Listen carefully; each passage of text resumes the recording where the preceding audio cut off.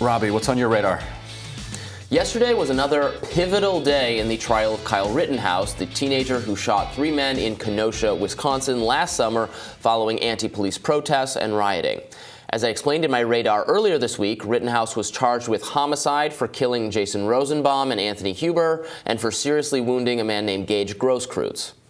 In the media, Rittenhouse has been portrayed as a vigilante, as someone who was essentially hunting other human beings.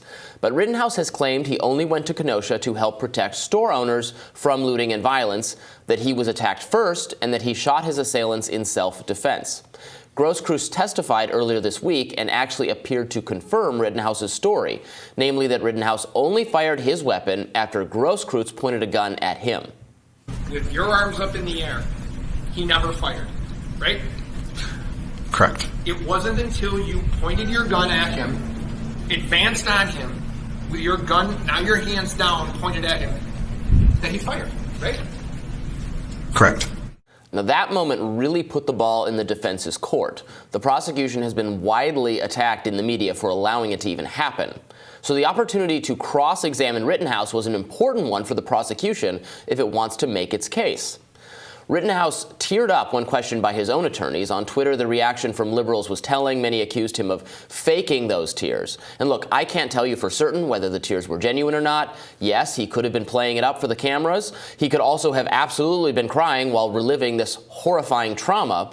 The people smugly asserting otherwise on social media were really embarrassing themselves. But the truly embarrassing behavior belonged to the prosecution.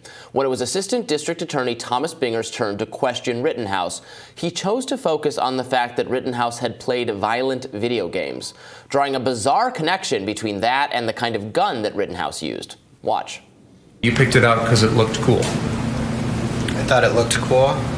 Guess that's the reason, yes. It resembled the types of weapons that are used in first-person shooter video games, correct?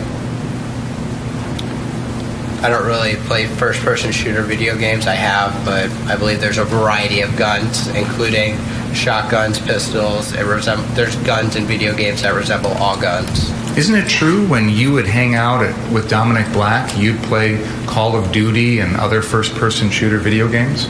Sometimes. And those are games in which you use weapons like AR-15s to pretty much shoot anybody who comes at you, correct? It's a video game where two players are playing together. I don't really understand the meaning of your question, to be honest. It was a despicable line of questioning. There is no evidence that violent video games turn teenage boys into mass shooters. Anyone making this argument is doing so contrary to actual research, which has turned up no causal arrow between the two. If the prosecution thinks Rittenhouse is a murderer, it needs to prove that his decision to shoot those 3 people was not actually motivated by a reasonable fear for his own life. Proving that he plays and enjoys violent video games does not matter at all. Now, the prosecutor also tried to argue that Rittenhouse choosing to remain silent after his arrest was evidence of his guilt, a proposition so absurd that the judge lost his temper at the prosecutor. Watch this. Why would you think that that made it okay for you, without any advance notice, to bring this matter before the jury? I was astonished when you began your examination by commenting on the defendant's post-arrest silence. That's basic law. It's been basic law in this country for 40 years, 50 years. I have no idea why you would do something like that.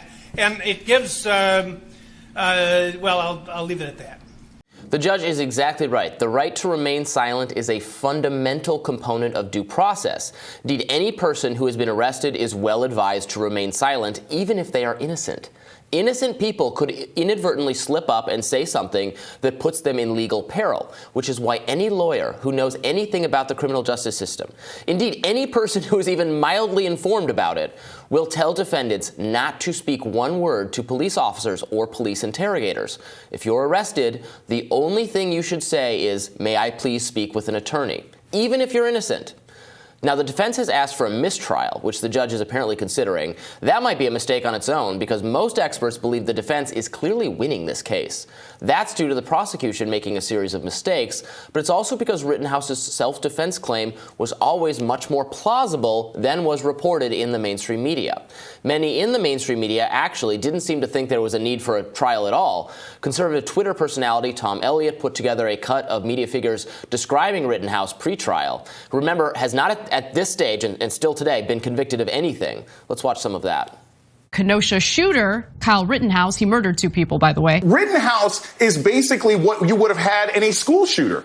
He's a 17-year-old kid. He shouldn't have had a gun. He crossed state lines to supposedly protect property. No, he was going out to shoot people. Kyle Rittenhouse, the 17-year-old vigilante. Kyle Rittenhouse, a vigilante. Kyle Rittenhouse, the armed teenage vigilante. A 17-year-old vigilante, arguably a domestic terrorist, picked up a rifle, drove to a different state to shoot people. Kyle Rittenhouse, a guy who's deeply racist, went with weapons to a Black Lives Matter protest looking to get in trouble. He did. He murdered a couple of people. Rittenhouse, the 17-year-old kid, just running around, shooting and killing protesters. You see the 17-year-old who was radicalized by Trumpism, took his AR-15 to Kenosha and became a killer. Wow. This trial has really scrambled the brains of some occasionally reasonable people. You can be adamantly opposed to Rittenhouse's decision to participate in what was happening in Kenosha. You can hold him partly morally responsible for what happened, or largely morally responsible. But that's independent of whether he was justified in shooting 3 people whom he says, and considerable evidence supports, were threatening his life. So there's no better example of this sort of cognitive dissonance that this trial has produced than Representative Hakeem Jeffries of New York. Here's what Jeffries said last summer during the Black Lives Matter protests. And here's Jeffries now. Lock him up and throw away the key. How you could square that, Ryan, with the sort of, abolish prisons, have a holistic restorative process. But no due process for Kyle Rittenhouse. He should never see the light of day again. Right, and I got in trouble with some liberals yesterday online saying that, you know what, every defendant should have a prosecutor that is as hostile, should have a judge who is as hostile to the prosecution as Rittenhouse's you said judge. That. Yeah. And it clearly appears that the judge is siding with Rittenhouse throughout this case. Now, some of it is because the prosecution is, stepping over lines that they shouldn't step over. However, anybody who has reported on or been part of the criminal justice system knows prosecutors routinely step over the line. Right. That's what they do. Right. Prosecutorial misconduct is wildly difficult to actually nail any prosecutor on. It's impossible. Right. Basically impossible. And as a result, they push so far over the lines that defendants just don't get fair chances in trial, and unfair trials are just part of what our criminal justice system is. It's now baked in, and so defendants very rarely even go to trial because they know it's not going to be fair. The power of the state is stacked against them, and so they plead out, even if they feel like they could maybe have a chance of beating it. It's such a stacked deck. They're like, you know what? Just give me the plea bargain. I don't even want to go through this. Why 90+% of these cases don't ever go to trial. But I think that a prosecutor ought to face a hostile judge like that. They ought to have to push through a judge who is standing up for the constitutional rights of the defendant. And that should go for black defendants, for Hispanic defendants, not just for Kyle Rittenhouse. And it kind of flows from the Hakeem Jeffries hypocrisy there. How can you, on the one hand, be so strenuously for criminal justice reform, and then on the other hand, have such a carceral attitude, when it serves your own interest? Because the more carceral power you give to the state, the more that state is going to use that against your enemies. And if you represent marginalized people, those are the people that are going to suffer the most. If you empower the state to do stuff like that. Exactly. And anyone who wants to say, right, what if Rittenhouse was black? What if, all that? Yeah. Absolutely. Yeah. Totally make that point. That maybe he would be treated much more hostilely. He'd have a much more difficult time proving his innocence. Absolutely. But we don't solve that problem by stacking the deck against Kyle Rittenhouse. We don't. It doesn't make any sense. It's and the idea that he would remaining silent when arrested should be taken as evidence of his guilt.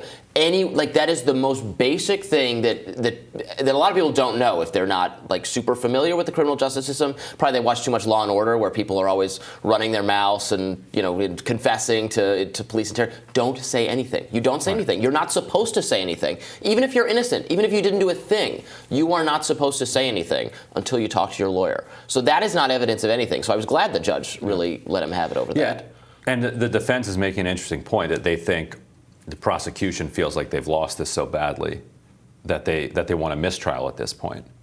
But then the defense is saying, well, we would want a mistrial with prejudice, right? Which would so they couldn't bring it again. They couldn't bring these precise charges. They could bring some other charges.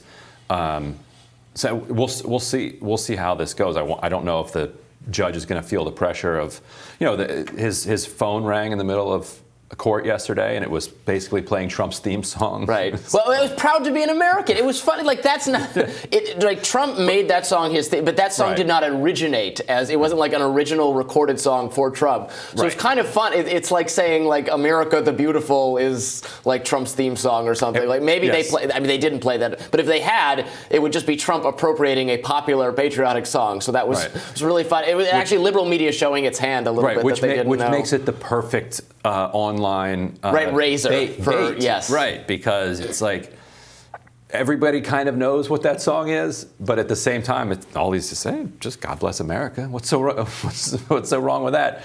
But if you're the prosecution at that point, you're like, oh God, yeah, so screwed. Yeah, they are screwed. All right, well, Team Rising joins us next, and I think we're going to talk about this a little bit more. So stick around for that.